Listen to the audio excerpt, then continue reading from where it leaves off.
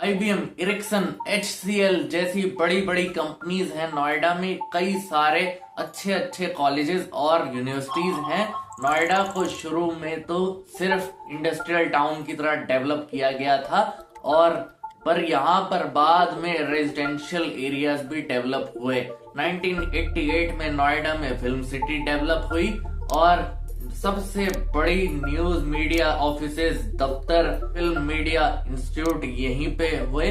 और यहाँ इस फिल्म सिटी में इस वक्त लगभग 16 से ज़्यादा जो स्टूडियोज हैं वो ऑपरेट करते हैं। लगभग 350 चैनल्स जो है ब्रॉडकास्टिंग करते हैं हर दिन 160 कंट्रीज़ में। और यहाँ पर भी धीरे धीरे करके फिल्म एंड एंटरटेनमेंट जो इंडस्ट्री है, टेलीविजन इंडस्ट्री है, उसकी काफ़ी सारी जो कंपनीज हैं वो यहाँ पर शिफ्ट होती जा रही है। वायलेट कलर में जो आपको दिखाई दे रहा है वो सारे सेक्टर्स इंडस्ट्रीज के लिए काटे गए, और येलो एरियाज में रेजिडेंशियल, ब्लू कलर में जो आपको दिखाई दे रहा है वो पब्लिक यूटिलिटीज के लिए बनाए गए, स्कूल, कॉलेज, ऑफिस, ऐसे एटसेट्रा आपको यहाँ दिखेंगे। और ऐसा नहीं है कि प्लान में बोला गया है कि स्कूल के लिए जमीन काट रहे और रेजिडेंशियल बिल्डर को बाद में सेल कर दी जाएगी।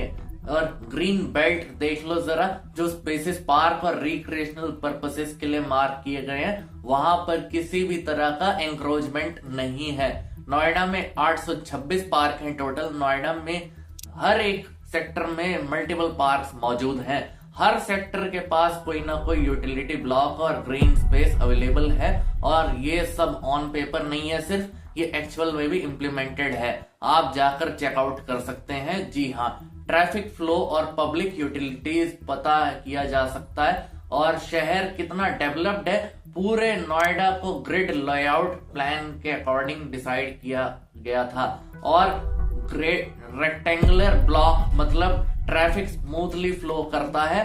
ट्रैफिक जैम लगने के चांसेस काफी कम है, ना के बराबर हैं। जी हाँ, और आपको एक पॉइंट से दूसरे पॉइंट पर जाने के लिए मल्टीपल रास्ते अवेलेबल होते हैं। दुनिया की मोस्टली प्लान्ड सिटीज इसी ग्रिड लेआउट को फॉलो करती है और इसी तरह से बनाती है फिर शहरों को। और ये नोएडा के मैप से अगर आप देखें तो गुरुग्राम का मैप काफी डिफरेंस आ जाता है, साफ साफ समझ आ रहा है आपको, इसलिए गुड़गांव में ट्रैफिक ज्यादा दिखता है। स्क्रीन पर आप देख सकते हैं, और बहुत सारे देखने को मिलता है आपको। कंस्ट्रक्शन बहुत बड़ा रीजन है यहाँ पर। ट्रैफिक जैम का सोसाइटी और बिजनेस पार्क पहले डेवलप हो गए, और रोड्स अभी भी बनती जा रही है गुड़गांव में। ये बहुत बड़ी दिक्कत है, और जिसकी वजह से रोड्स बंद करनी पड़ती है आए दिन। और NH8 पर ये प्रॉब्लम साफ आपको दिखाई देती है। शंकर चौक से द्वारका लिंक रोड पर तो ये प्रॉब्लम और भी ज्यादा है। इतना जाम का सामना करना पड़ता है गुड़गांव के लोगों को देर देर तक, लेकिन नोएडा में इस लेवल का जैम एटलीस्ट हमें दिखाई नहीं देता है। चलो ये तो शुक्र है कम से कम। और यहाँ नोएडा में रोड्स काफी वाइड है और वेल मेंटेन्ड है। गुरुग्राम में सबसे बड़ी प्रॉब्लम है वाटर लॉगिंग की। 30 मिनट भी अगर बारिश हो जाए तो पूरा गुरुग्राम डूब सकता है। जी हाँ, और ये मैं मजाक नहीं कर रहा हूँ। और अर्बन प्लानिंग के इस इशू को बहुत अच्छे से टैकल किया गया। गुरुग्राम है तुम्हारा metro city of India. Literally 2 घंटे की बारिश ने ऐसी यहाँ पे सिचुएशन बना दी है सेक्टर 57 के आसपास वाले एरिया ने। लिटरली फ्लड हो गया है भाई पूरा एरिया, और मेरे को भी समझ नहीं आ रहा मैं क्या करूँ यार। सीवेज और मैन होल का पूरा डेटा मिल जाएगा आपको इस वेबसाइट पे।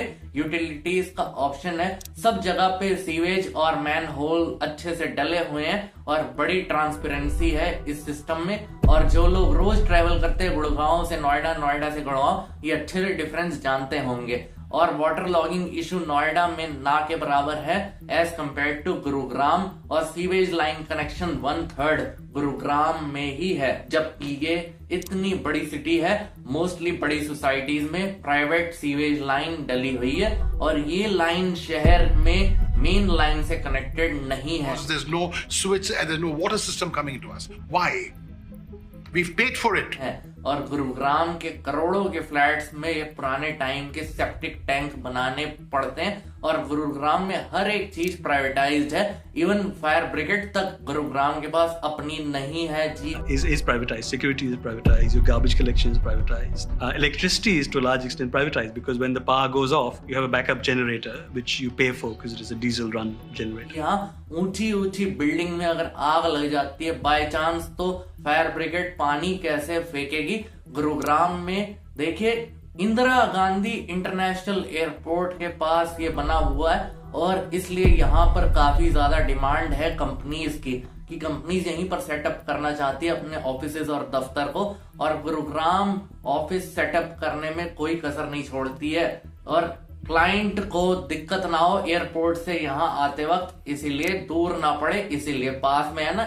तो गुरुग्राम चाहे अनप्लैंड है लेकिन डेवलपमेंट कितनी तेजी से हो रही है। डीएलएफ जैसे बड़े बड़े बिल्डर्स यहाँ पर सेक्टर डेवलप कर रहे हैं और करना भी चाहते हैं आगे। और दिल्ली और हरियाणा का जो इलाइट क्लास है वो यहाँ पर प्रॉपर्टीज में खूब इन्वेस्ट कर रहा है और आसमान छू रहे रेट भाई साहब। प्राइसेस देखिए, कैमेलियाज मंगोलियाज पेपर में देखिए तो आपने अलग पढ़ा होगा और न्यूज में भी आप देखिए आपने पढ़ा होगा, यहाँ पर फ्लैट की स्टार्टिंग ही 25 करोड़ रुपए से है। मिडिल क्लास आदमी यहाँ पर घर अफोर्ड कर ही नहीं सकता है, खरीदना तो बहुत दूर की बात है, रेंट पर भी रहना अफोर्ड नहीं कर सकता, ऑलमोस्ट इम्पॉसिबल है।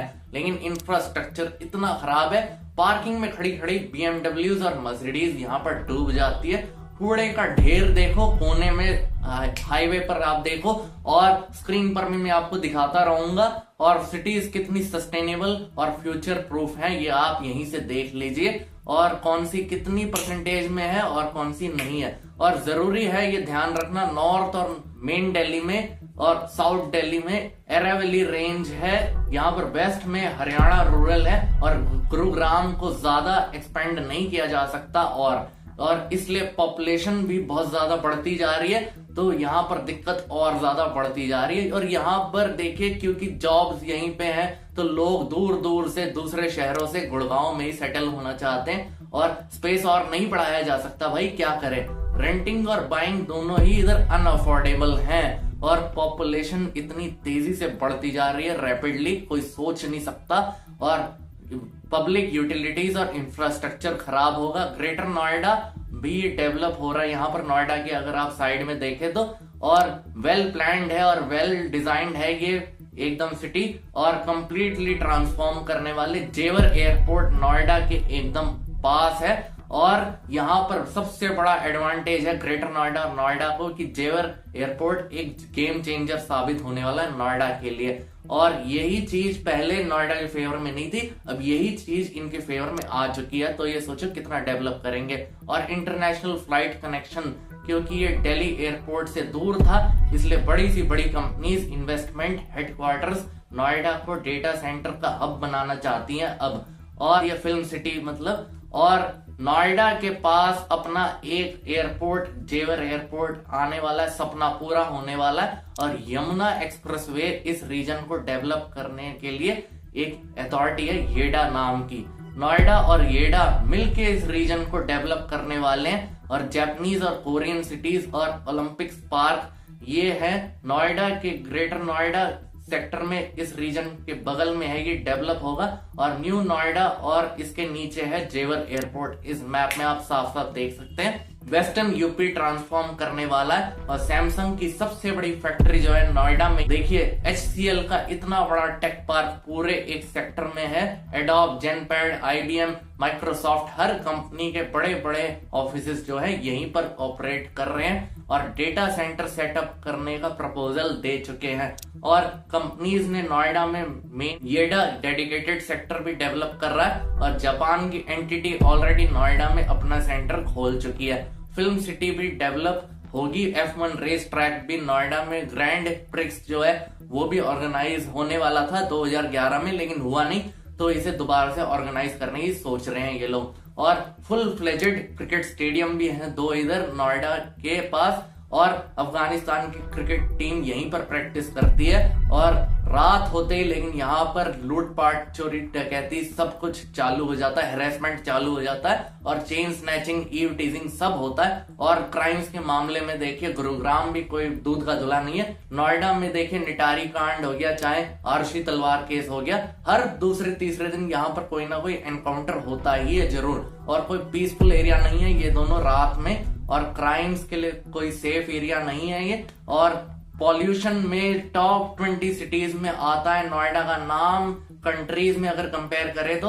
और 2018 में दुनिया का मोस्ट पॉपुलेटेड सिटी बन चुका था गुरुग्राम। सारे रेजिडेंशियल प्रोजेक्ट टाइम पर कंप्लीट नहीं हो पाते तो लोगों को सालों तक उनके सपने का घर नहीं मिल पाता है, पोजेशन ही नहीं मिलता भाई साहब। और मोस्टली लोग अंडर कंस्ट्रक्शन प्रोजेक्ट जब लेते हैं तो लोन पर ही लेते हैं, क्योंकि उस टाइम पर ये प्रोजेक्ट सस्ते मिल जाते हैं। लेकिन जो पोजीशन का टाइम बिल्डर ने दिया होता है उस टाइम पे तो कभी मिलता ही नहीं घर। बहुत सारे लोगों का ये पहला घर होता है भाई साहब। बहुत सारे लोगों ने ईएमआई पर घर खरीद लिया होता है, तो ईएमआई भी कट रही होती है फिर, और वो रेंट भी देना होता है उन्हें, मतलब वो तो हर तरफ से हुए हैं। और कंस्ट्रक्शन देखिए, कंपनीज दिवालिया हो चुकी हैं, लोगों को उनके घर नहीं मिल रहे और लोग सालों साल फिर कोर्ट केस लड़ते हैं। और ट्रांसपोर्ट सिस्टम देखो, यहाँ पर मेट्रो की ब्लू लाइन है और एक्वा लाइन है, तो ये जो है कनेक्टेड नहीं है आपस में। लेकिन गुरुग्राम में देखिए सबसे अच्छा सिस्टम है और व्हीकल की जरूरत आपको हमेशा पड़ेगी नोएडा में मेट्रो से उतरने के बाद। और ये सिस्टम काफी हद तक मुझे बेटर लगता है गुरुग्राम में। हुए हैं कुछ साल गुरुग्राम को डेवलप हुए, तो हम कह सकते हैं डेवलपमेंट गुरुग्राम में अपने हिसाब से बहुत अच्छी हुई है यहाँ पर। लेकिन एक दिक्कत है कि 100 करोड़ के घर मिल रहे हैं, लेकिन यहाँ पर देखिए सेफ्टी जरा नहीं है। आपकी BMW और मर्सिडीज देखिए ऐसे डूब जाती है तो आपकी हालत घुटनों पे आ जाएगी गुरुग्राम वालों कुछ सालों बाद, अगर आप अभी भी नहीं जागे तो। आपका क्या कहना है हमें कमेंट करके जरूर